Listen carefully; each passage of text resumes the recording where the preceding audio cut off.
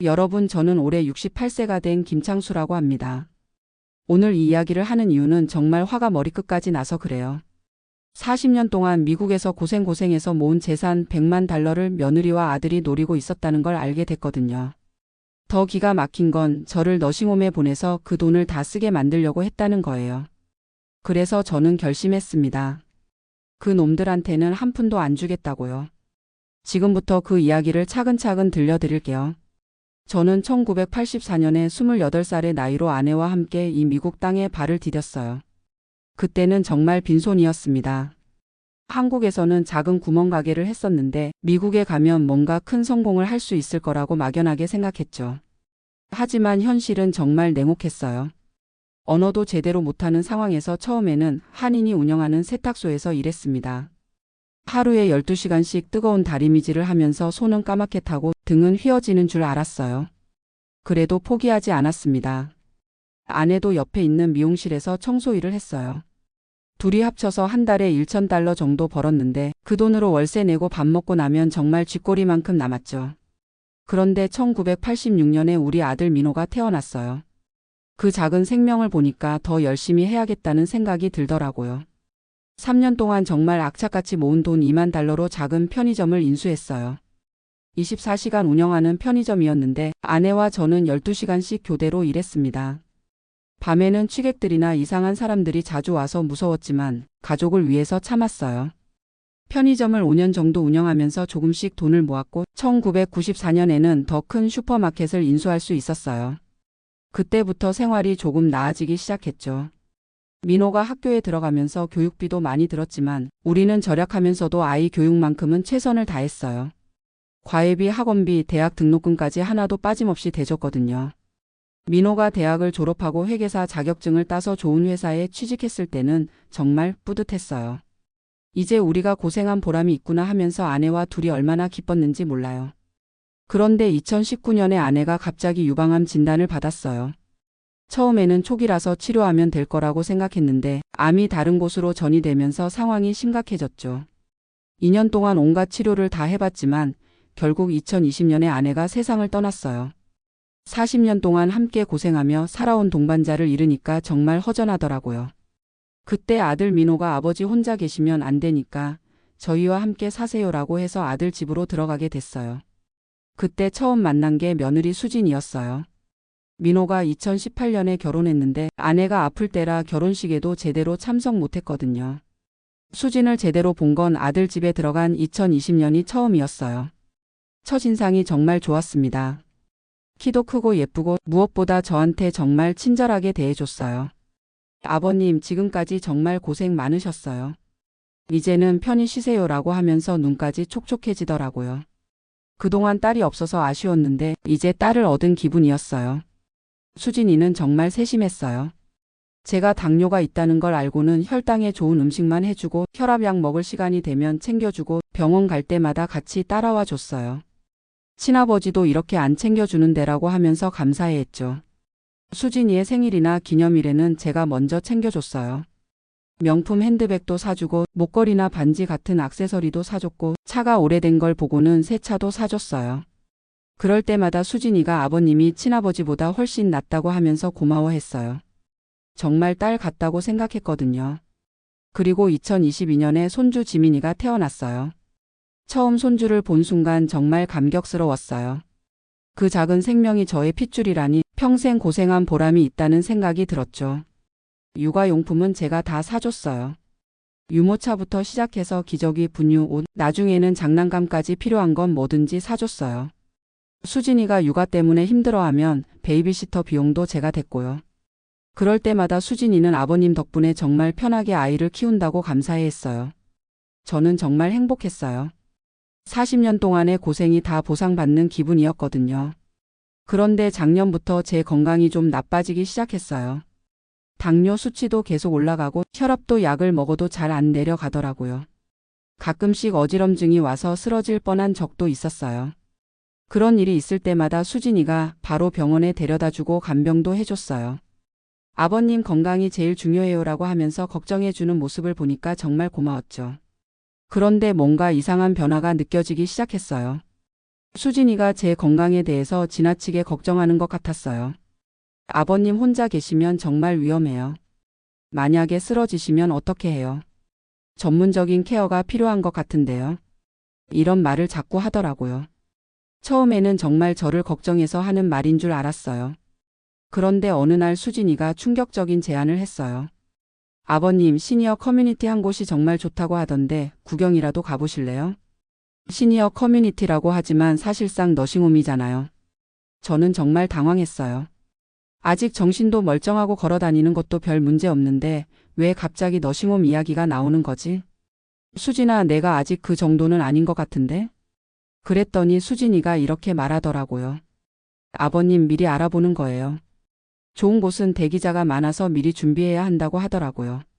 그래도 뭔가 이상하다는 생각이 들었어요. 더 충격적인 건 아들 민호도 수진이 편을 들었다는 거예요. 아버지, 수진이 말이 맞는 것 같아요. 혹시 모르니까 미리 알아보는 게 좋을 것 같은데요. 아버지 안전이 제일 중요하잖아요. 제가 평생 키우고 사랑했던 아들이 저를 너싱홈에 보내려고 한다니 정말 배신감이 들었어요.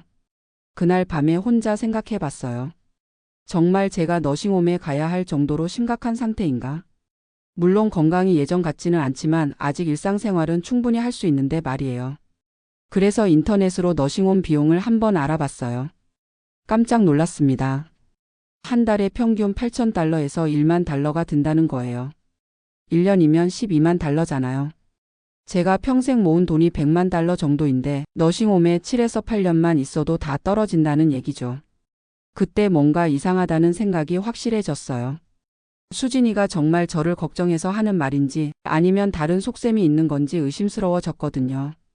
그리고 며칠 후에 충격적인 장면을 목격했어요. 저녁에 화장실을 가려고 일어났는데 거실에서 수진이와 민호가 조용히 대화하는 소리가 들렸어요.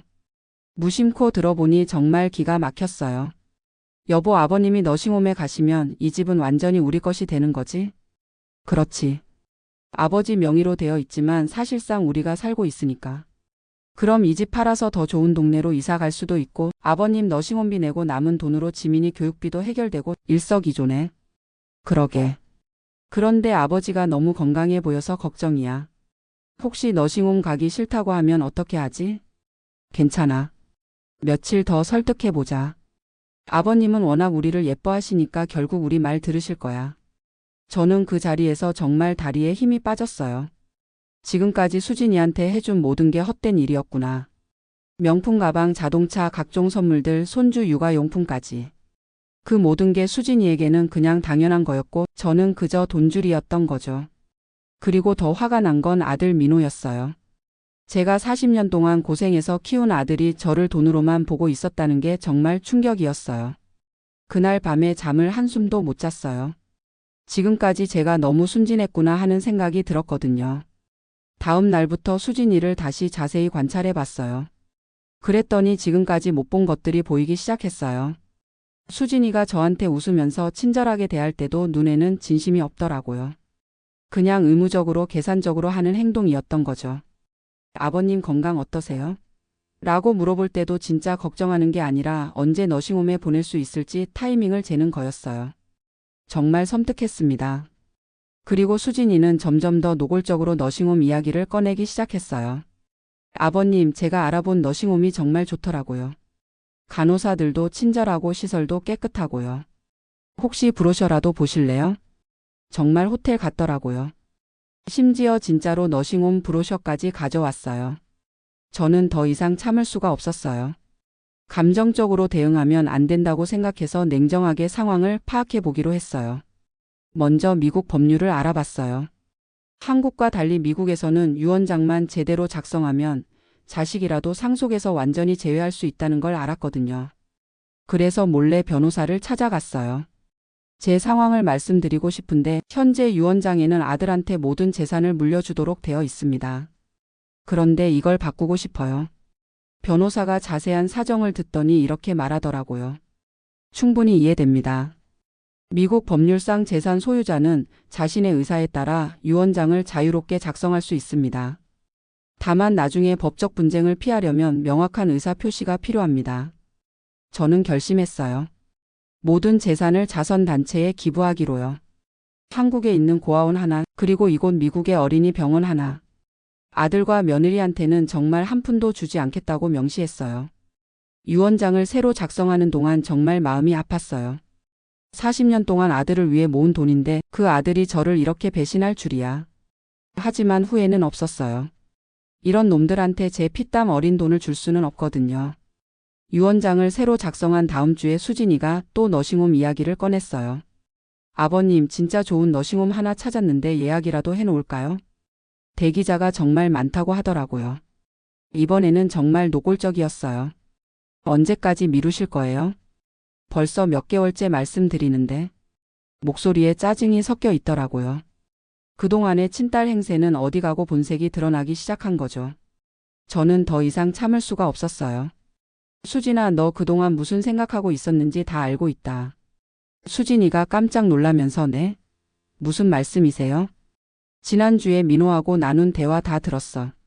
내가 너싱홈에 가면 이 집이 너희 것이 되고 내 돈으로 지민이 교육비 해결하고 나는 그냥 돈줄이었던 거지? 수진이 얼굴이 하얗게 질리더라고요. 민호도 뒤에서 아버지 라고 말을 더듬었어요. 7년 동안 너한테 얼마나 잘해줬는데 명품 가방 사주고 차 사주고 손주 용품 다 사주고 그게 다 계산이었구나. 수진이가 그제서야 변명하기 시작했어요. 아버님 오해예요. 저희가 정말 아버님을 위해서. 위해서? 누구를 위해서? 너희 통장을 위해서지. 진짜 아버님 건강이 걱정돼서 그런 거예요. 혼자 계시면 위험하잖아요. 저는 정말 어이가 없었어요. 이 시점에서도 거짓말을 하고 있으니까요. 그럼 내가 하나 물어볼게. 내가 너싱홈에 가면 이 집은 어떻게 될 거야? 수진이가 말을 못하더라고요. 그리고 내가 가진 100만 달러는? 너싱홈비로 다 쓰고 나면 너희가 물려받을 게 뭐가 있겠어? 그때서야 수진이 본색을 드러냈어요. 그럼 어떻게 하라고 하세요? 저희도 애 키우느라 돈이 많이 드는데 아버님이 그냥 집에 계시면 나중에 무슨 일이 생길지 모르잖아요. 그럼 처음부터 솔직하게 말하지. 왜 7년 동안 나한테 딸인 척 연기했어? 수진이가 목소리를 높이기 시작했어요. 연기요? 제가 얼마나 아버님을 잘 모셨는데요. 병원도 모시고 가고 밥도 해드리고 빨래도 해드리고. 그게 며느리 도리 아니야? 그리고 그 대가로 얼마나 많은 걸 받았는데? 민호가 그때 끼어들었어요. 아버지, 수진이도 나름대로 고생했어요. 아버지 모시느라 얼마나 힘들었는지 아세요? 이 말을 듣는 순간 정말 열받았어요. 고생? 누가 누구 모시느라 고생했다고? 내가 너희한테 얼마나 많은 걸 해줬는데? 그건 그렇지만이 뭐야?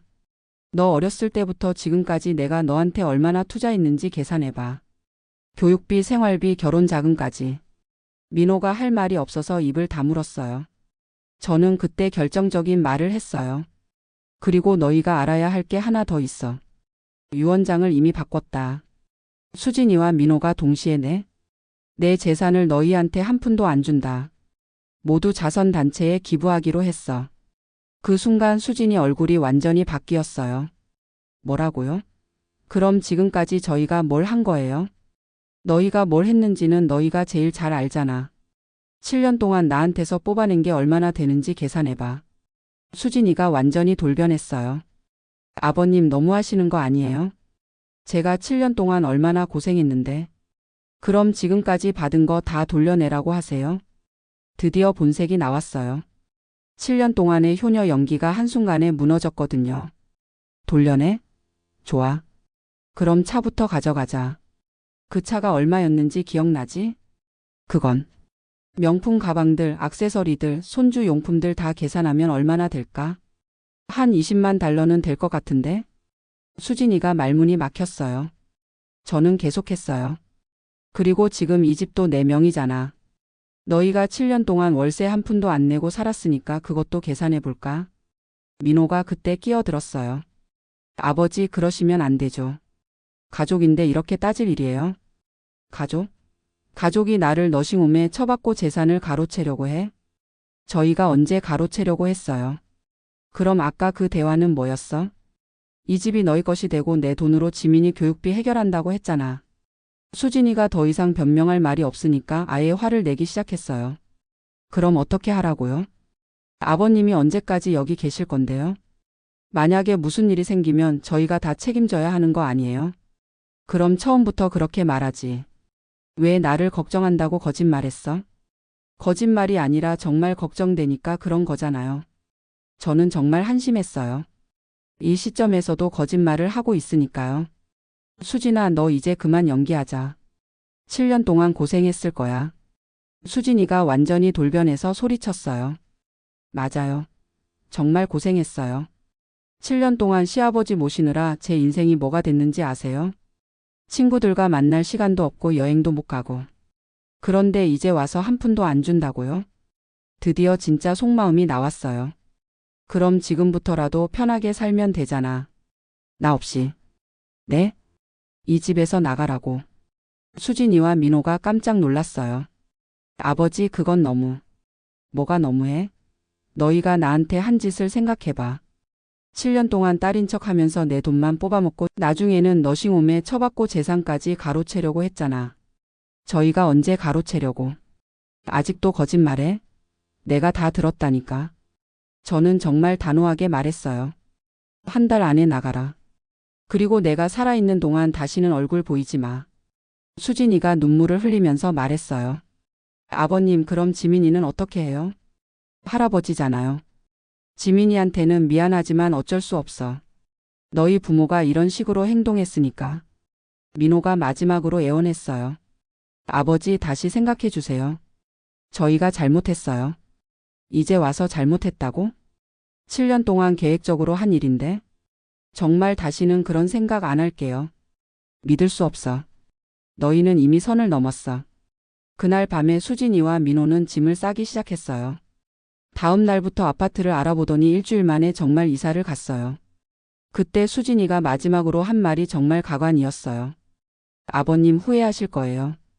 저희가 얼마나 잘해드렸는지 혼자 살아보시면 알 거예요. 저는 웃으면서 대답했어요. 후회? 지금까지 너희한테 속았던 걸 후회하지. 너희를 내쫓는 건 절대 후회 안 해. 그렇게 수진이와 민호는 집을 나갔어요. 이제 저는 혼자 살고 있습니다. 처음에는 좀 적적하더라고요. 그래도 거짓된 관심보다는 진짜 혼자 사는 게 훨씬 마음 편해요. 요리도 제가 알아서 하고 병원도 택시 타고 혼자 가고 모든 걸 스스로 해결하고 있어요. 건강도 생각보다 괜찮아요. 수진이가 그렇게 걱정했던 것과 달리 아직까지 큰 문제는 없거든요. 가끔 어지러울 때도 있지만 약 먹고 쉬면 금방 나아져요. 오히려 스트레스가 없어지니까 건강이 더 좋아진 것 같아요. 수진이와 민호는 가끔 연락을 해와요. 아버지 안부 인사드려요 라든지, 지민이가 할아버지 보고 싶어 해요 라든지. 하지만 저는 받지 않아요. 이미 선을 넘었으니까 돌아올 수 없는 강을 건넌 거죠. 그들이 진짜로 반성하고 있는지 아니면 다시 돈을 노리고 있는지도 믿을 수 없고요. 지민이는 정말 미안해요. 할아버지로서 손주를 예뻐하는 마음은 변하지 않거든요. 하지만 그 아이의 부모가 저한테 한 짓을 생각하면 어쩔 수 없어요. 요즘 저는 새로운 취미를 찾고 있어요. 한인회에서 하는 바둑 모임에도 나가고 도서관에서 책도 읽고 가끔은 혼자 영화도 보러 가요. 40년 동안 가족을 위해서만 살았는데 이제는 저를 위해 사는 것 같아요. 돈 때문에 접근하는 사람들 없이 정말 편하네요. 유언장도 이미 확실하게 정리해놨으니까 마음이 홀가분해요. 제가 죽으면 모든 재산이 정말 도움이 필요한 곳에 쓰일 거예요. 수진이와 민호는 한 푼도 받을 수 없고요. 가끔 이런 생각을 해요. 만약 수진이가 진짜로 저를 딸처럼 생각했다면 어땠을까? 만약 민호가 진짜로 아버지를 사랑했다면 어땠을까? 그랬다면 저도 기꺼이 모든 재산을 물려줬을 거예요. 하지만 그들에게 저는 그냥 돈줄이었을 뿐이에요. 7년 동안의 친딸 행세도 모두 연기였고요. 그래서 저는 후회하지 않아요. 이런 놈들한테 제 피땀 어린 돈을 줄 수는 없거든요. 혹시 저와 비슷한 상황에 있는 분들이 계시다면 제 경험담을 참고하시기 바라요. 가족이라고 해서 무조건 믿으면 안 돼요. 특히 돈이 관련된 문제는 더욱 조심해야 해요. 며느리가 아무리 친딸같이 대해도 진심인지 확인해 보세요. 그리고 유언장은 반드시 본인 의사대로 작성하세요. 가족이 압박한다고 해서 흔들리면 안 됩니다. 저는 68살이지만 아직 정신은 멀쩡해요. 앞으로 얼마나 더 살지는 모르겠지만 남은 시간만큼은 정말 제 뜻대로 살 거예요. 가짜 가족들한테 속지 않고 말이에요. 여러분도 조심하시고 가족이라는 이름으로 여러분을 이용하려는 사람들에게 속지 마세요. 제가 40년 동안 고생해서 모은 100만 달러는 정말 도움이 필요한 곳에 쓰이게 될 거예요. 수진이와 민호 같은 놈들 손에는 절대 넘어가지 않을 거고요. 이제 정말 속 시원해요. 그동안 제 이야기 들어주셔서 감사합니다.